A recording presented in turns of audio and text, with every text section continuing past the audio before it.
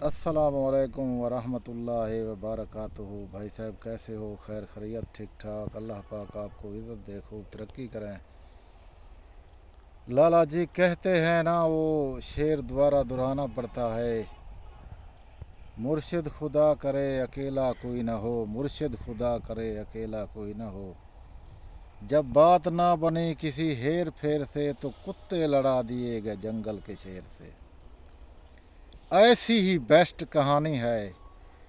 अगर आपको पसंद आए तो मुझे ज़रूर बताना। लाला लड़की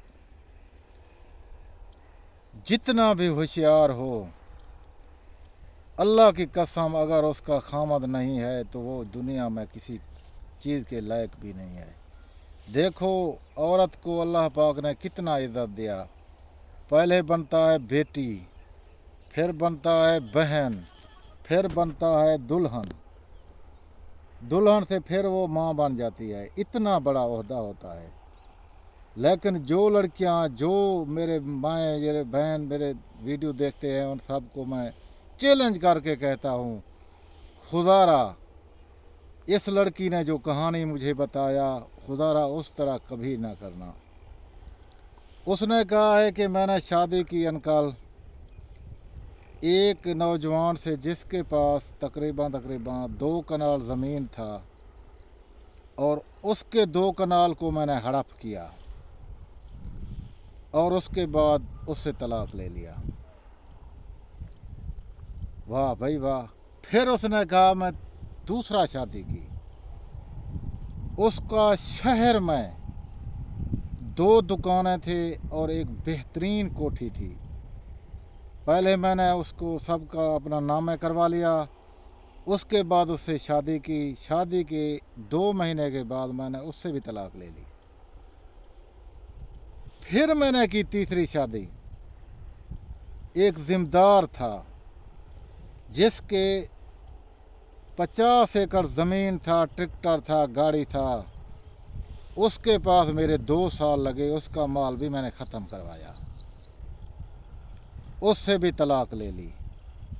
अंकल जी अब मेरी हालत ये है, मैं ये खोले में पड़ा हूँ, मुझे मुंह कोई नहीं लगाता। सब कहते हैं ये हरामजादी है, बेगैरत इंसान है, बेगैरत औरत है, हम ऐसे शादी भी नहीं करते।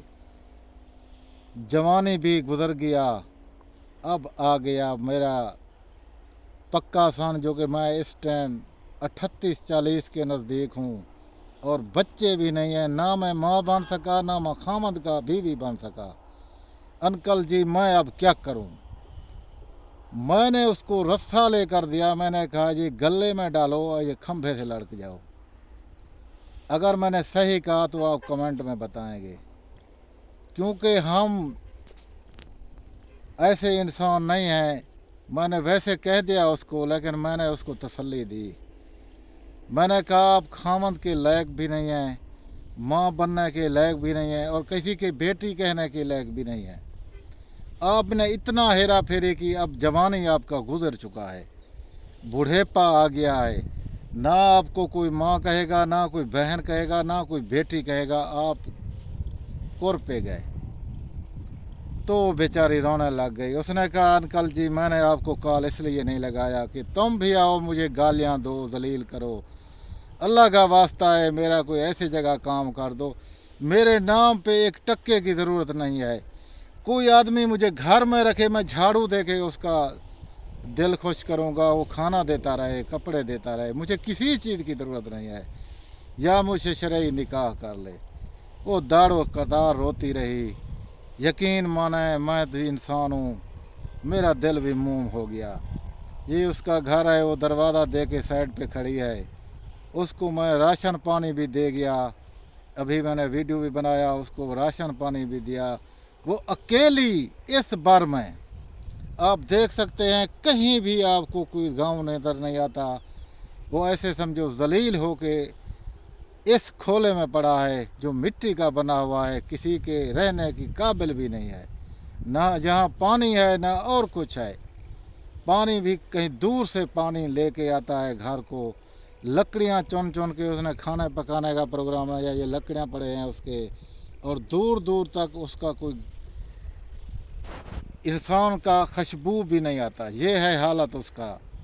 आप खुद इंदाज़ा लगाएं, अगर ऐसे कोई लड़की करे, ऐसे कोई माँ करे, ऐसे कोई बहन करे, क्या उससे कोई रिश्ता करेगा? अब लाला उससे रिश्ता करने के लिए अगर आपको ज़रूरत है, आपको पसंद है, तो आप मुझसे रब्ता करें। आप बेशक उसे घर में रखें, झाड़ू पूजे के लिए रखें, लेकिन खुदारा वो मेरी भी बेटी है, आपकी बेटी है, बहन है, भाई है, सब कुछ भूल के उसको कम से कम ज़िंदगी के जीने के 2 पल बता दें। मैं इंतज़ार करूंगा। व्हाट्सएप नंबर कॉल ऑन होगा। आज मेरे भाई का तबीयत ख़राब है, सब भाइयों से रिक्वेस्ट है उसके लिए दुआ मांगोगे, अल्लाह पाक उसका शफा दे। और कल से व्हाट्सएप मैं खोलूँगा और आपका रब्ता करवाऊँगा और आपका शादी करवाऊँगा। ओके, अल्लाह हाफ़िज़।